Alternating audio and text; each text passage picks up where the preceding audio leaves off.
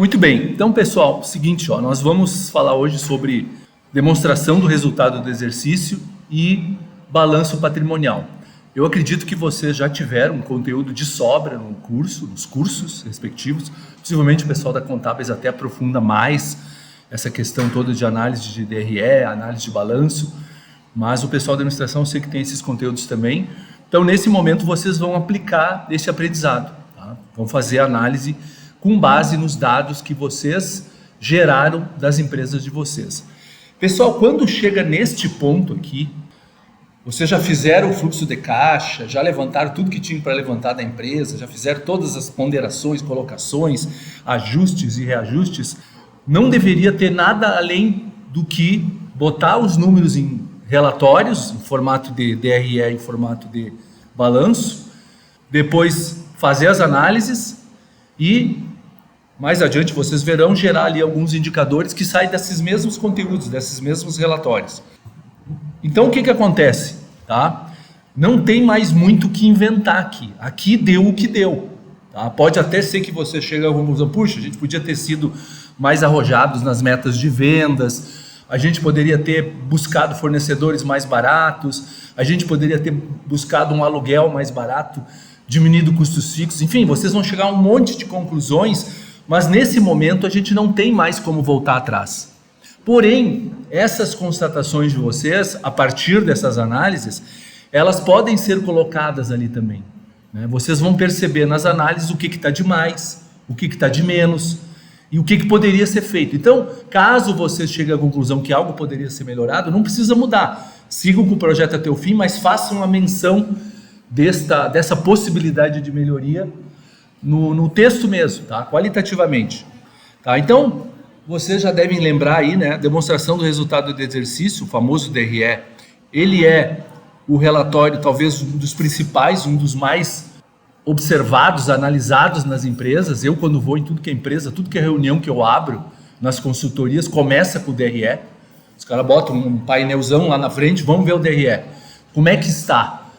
Melhorou, não melhorou, piorou, não piorou? E dali a gente tira as principais conclusões e define, inclusive, novas estratégias, tá? Vocês, então, vão fazer uma aplicação mais direcionada para a análise do projeto de vocês, tá? Bom, pessoal, o DRE aqui, conforme a gente colocou lá nos slides dessa terceira etapa, ele pode ser sintético, né? E claro que vocês, para fazer o sintético, tem que ter as contas específicas, né? As contas contábeis, mas pode estar resumido a esses itens aqui, né? Tá? Todos esses que estão aqui assinalados. Receita bruta menos impostos vai dar receita líquida. Aí depois a receita líquida menos o CPV, que é o custo do produto vendido, vai dar o lucro operacional bruto. O lucro operacional bruto menos as despesas administrativas, despesas de vendas, despesas com seguros e manutenções, despesas financeiras e depreciação, vai dar o resultado antes das participações. Tem outros formatos, tá, pessoal? Podem usar isso aqui ou outro formato que vocês confiem, tá? Eu vejo aqui o pessoal muitas vezes colocando o lucro, colocando o resultado antes das despesas financeiras e da depreciação, que dá o famoso EBITDA ou LAGIDA no português, né? Que é o lucro antes dos impostos, das taxas da depreciação e da amortização. Se vocês entenderem aplicável à realidade de vocês, podem fazer com esse outro formato. Mas esse aqui é um dos formatos aceitáveis. Não é muito comum o pessoal colocar aqui a distribuição dos lucros, né? Até porque isso aí só vai acontecer se efetivamente apurar lucro. Tá? Mas, enfim, no caso da empresa deles, já falei para vocês na aula passada, no vídeo da aula passada, eles projetaram altas vendas e baixos custos, então deu um resultado em termos de caixa altamente positivo e isso se repercutiu em todos os demais demonstrativos contábeis, né? Então, observe que aqui o resultado líquido do exercício, ele vai aumentando ano após ano, tá? Então, ele vai aumentando ano após ano, de 47 no primeiro ano, 143 no segundo e 281 mil já no terceiro ano. Vocês farão isso para 3 anos, tá? E aí, pessoal, a gente sempre pede, tá? Eles não fizeram isso, eu até nem destaquei nas anotações aqui quando eu analisei o relatório deles, mas eu destaco agora. Eles botaram aqui só uma análisezinha muito simples, que eu vou dizer para vocês, se me apresento isso aqui, eu como dirigente de uma empresa, eu já demito o cara na hora. Em termos de resultado, é possível observar uma tendência crescente evidenciando o resultado positivo da operação ao longo de anos. Isso não diz nada, isso aí eu vejo quando estou fazendo a interpretação. Então, o que é o normal? Vocês devem ter aprendido isso nas disciplinas correspondentes. Pega aqui, faz uma análise vertical, pelo menos, né? No final aqui de cada ano, bota um AV aqui, uma coluninha AV, outra coluninha AV, e vê se houve ganhos de produtividade, se o custo do produto vendido alterou em relação, houve ganhos de escala, enfim, se a empresa se tornou mais produtiva ao longo dos anos. É de se esperar que isso aconteça. Tá? Então, faltou aqui no caso deles uma análise vertical ou horizontal. Só uma análise vertical já ajudaria, né? Aquela que a gente avalia todas as contas aqui, grupos de contas do DRE com base na receita bruta, né? Ou na receita líquida. Tá? E aí depois a gente compara os percentuais, porque aí a gente está avaliando, tá, a mesma coisa. Por exemplo, aqui, ó, alguém vai dizer aqui, ó, aumentou o lucro de 47, foi para 143 e depois foi para 281. Foi o que eles colocaram na análise deles. Isso diz muito pouco, porque eu quero saber percentualmente quanto aumentou o lucro. Tá? Porque se aumentou o lucro, aumentou a receita também. Tá? Então, a análise vertical é um instrumento que é mais isento para poder se fazer uma análise de tendência de melhoria na empresa. Foi isso que faltou aqui no deles. Tá? Bom, já para o balanço patrimonial eles capricharam bem mais. Tá? Vocês vão ver que tem essa análise. Então, o que eles fizeram aqui? Né? Vocês podem fazer aquele modelo T, né? Então, balanço patrimonial, a gente coloca o ativo de um lado, o passivo do outro. E aí não esqueçam, tá, pessoal? Vocês são obrigados a fazer o balanço de abertura. O balanço de abertura é o balanço no ano zero, ou na data zero da empresa.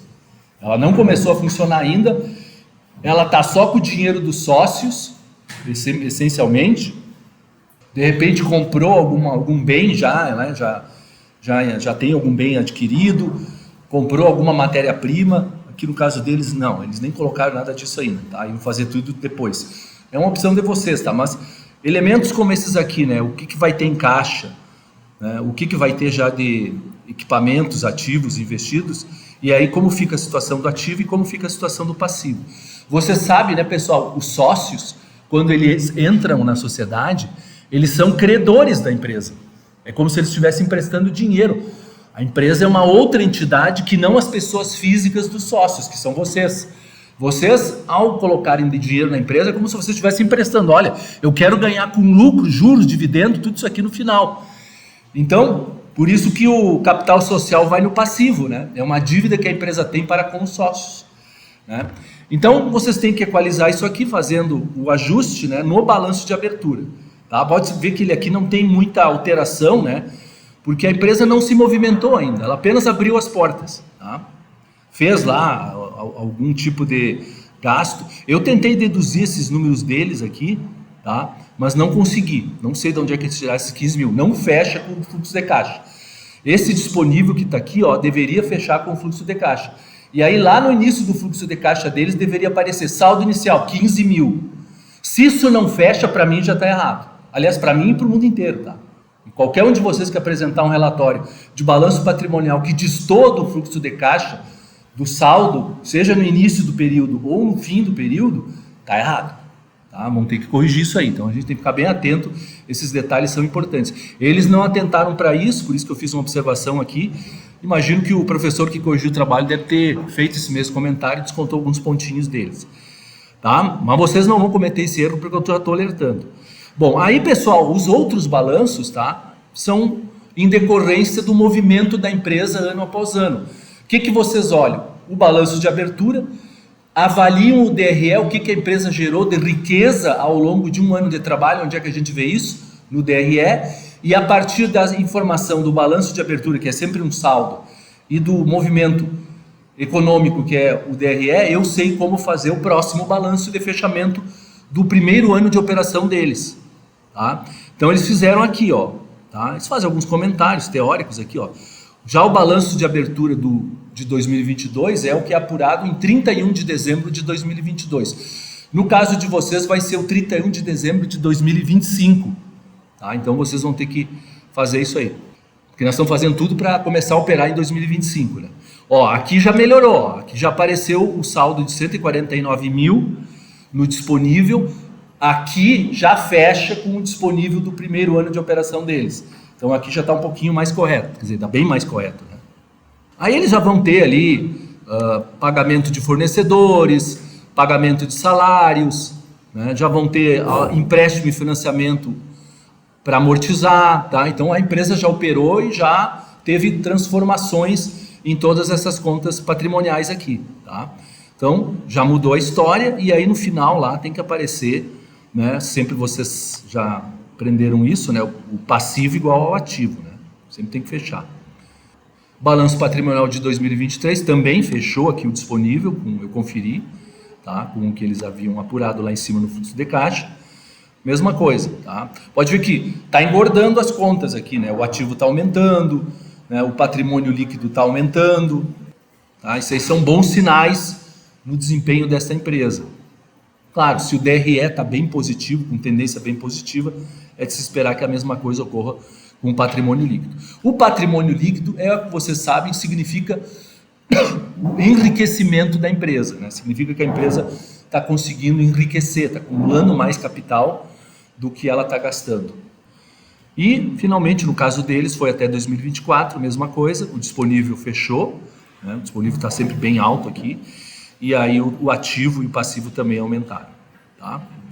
Aqui sim, ó, pessoal, eles fizeram uma pequena consideração, eu sugiro que vocês façam, de análise da evolução dos 3 balanços, dos 4, na verdade, né? São 4 balanços de abertura, que é o ano 0, mais o ano 1, o ano 2 e o ano 3, o fechamento desses anos. Fizeram considerações quanto a isso, e aqui sim, ó, eles fizeram análises verticais e horizontais. No balanço, a gente sempre faz as análises verticais em relação aos total de ativos e total de passivos. Eles fizeram isso, tá? Fizeram aqui, ó. Tá? Então, botaram a V no abertura. Aí, claro, quando é uma análise vertical, né? Eles já colocaram aqui 2 anos, um contra o outro, para poder fazer uma comparação, pelo menos da evolução de um até outro.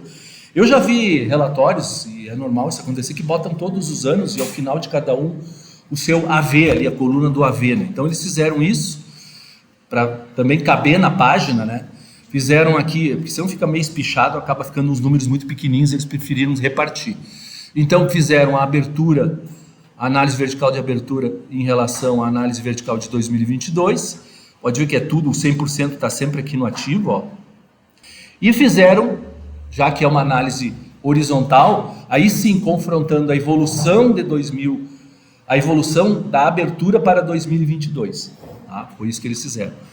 Então também é importante. Uma análise complementa a outra. Vocês devem ter aprendido isso. A vertical complementa a horizontal e a horizontal complementa a vertical. Então sempre é bom olhar os dois que a gente tira mais conclusões. Aqui eles fizeram o passivo a análise do passivo, mesma coisa, tá? Separaram abertura versus 2022, análise vertical e horizontal.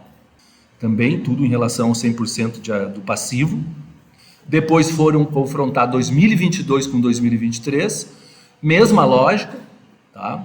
Pegaram lá de cima o ativo, tá? O ativo está aqui, e compararam de 2022 com 2023. Tá? E fizeram depois o do passivo, 2022 versus 2023, e finalmente ativo de 2023 para 2024, mesma lógica, e o passivo de 2023 para 2024. Depois aqui eles fizeram algumas considerações. Não deixem, que nem eu sempre falo nas correções ou em outros momentos que eu já coloquei isso para vocês, né? Sempre tentem explicar o que contém de principal aquela tabela, aquele gráfico, aquele diagrama que vocês estão representando, para o leitor que não conhece tão bem as questões contábeis e financeiras, ele não fique devendo ali na hora da leitura. Tá, mas o que o cara quis dizer com esse monte de tabela aí? Aí entra a análise, é o textinho que vocês vão colocar ali, né? O que vocês concluíram da análise vertical, tá? Nos vários momentos ali que ela foi chamada, né? Então aí sim, tu trabalha com percentuais de evolução e de representatividade no todo, né? Na análise vertical é mais percentual de representatividade em relação ao total de passivos e total de ativos. Aqui, foi essa a explicação que eles deram, né? Então, isso aqui já dá uma ideia também de grau de endividamento da empresa, crescimento do patrimônio líquido e tudo mais em relação ao total de ativos e passivos. Tá? Já a análise horizontal é uma análise evolutiva, ela mostra ano após ano o que está variando a empresa nas principais contas, né? E aí eles colocaram que os ativos tiveram um aumento expressivo, e de fato, os caras, pelo menos na projeção deles, tendem a ganhar bastante dinheiro. A gente está colocando isso aqui, falando com verbos no passado, por uma força de hábito, tá, pessoal? Mas isso aqui tudo é projeção, isso não aconteceu ainda, né? A gente está projetando um fluxo de caixa, projetando um DRE, projetando um balanço patrimonial para uma futura tomada de decisão em cima desses dados. Mas ainda está tudo no campo das projeções, das previsões. Tá? Então é importante, tá, pessoal, que para vocês poderem fazer bem feito essa parte, óbvio que todo o restante já tem que estar resolvido.